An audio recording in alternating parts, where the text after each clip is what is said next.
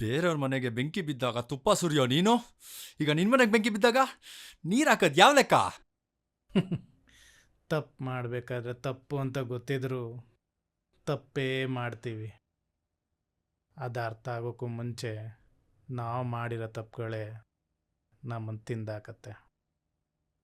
ಕರ್ಮದೇಟು ತುಂಬ ಭಯಂಕರವಾಗಿರುತ್ತೆ. ನೀನ್ ರೌಡಿಸಮ್ಗೂ ಬರಕ್ ಮುಂಚೆ ದೇವಸ್ಥಾನದಲ್ಲಿ ಪೂಜಾರಿ ಆಗಿದ್ದ, ಉಪದೇಶ ಮಾಡ್ತಾ ಇದ್ಯಾ?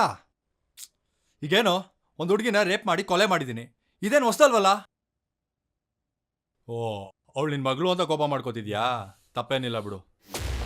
ಆದ್ರೆ ಕೋಪ ಬಂತು ಅಂತ ನಿಗ್ರಾಡಿದ್ರೆ ಕೊಲೆಗೆ ಹೋಗ್ತೀಯ ಅಂತ ಗೊತ್ತಿಲ್ವಾ? ಏನೋ ಗೊತ್ತಾಗದೆ ತಪ್ಪಾಗಿದೆ, ಗೊತ್ತಿದ್ರು ಮಾಡೋದೆ. ಈಗೇನು ನೀನನ್ನ ಸಾಯಿಸ್ಬೇಕಲ್ವಾ? ತಗೋ ಗನ್ನು, ತಗೋ ಸಾಯಿಸು ತಗೋ. ತಾಕತ್ತಿದ್ರೆ ಸ್ಕೆಚ್ ಹಾಕ್ಬೇಕು. ಸ್ಕೆಚ್ ಹಾಕಿದ್ಮೇಲೆ ಮಿಸ್ ಆಗಬಾರ್ದು. ನೀನು ಮಿಸ್ಸು ಮಿಸ್ಟೇಕ್ ಎರಡೂ ಮಾಡಿದ್ಯಾ. ಮಾಡ್ರು, ನಾನು ಮಾಡ್ತೀನಿ. ನನ್ನ ಕೈಗಳು ಕಟ್ಟಾಕಿ ನಿನ್ನ ಕೈಲಿ ಗನ್ ಇಟ್ಕೊಂಡು ಧಮ್ಕಿ ಹಾಕ್ತೀಯ? ನೀನು ಗಂಡ್ಸ? ಮೇಲೋಗಿ ನಿನ್ನ ಮಗಳನ್ನ ಕೇಳು, ಹೇಳ್ತಾಳೆ.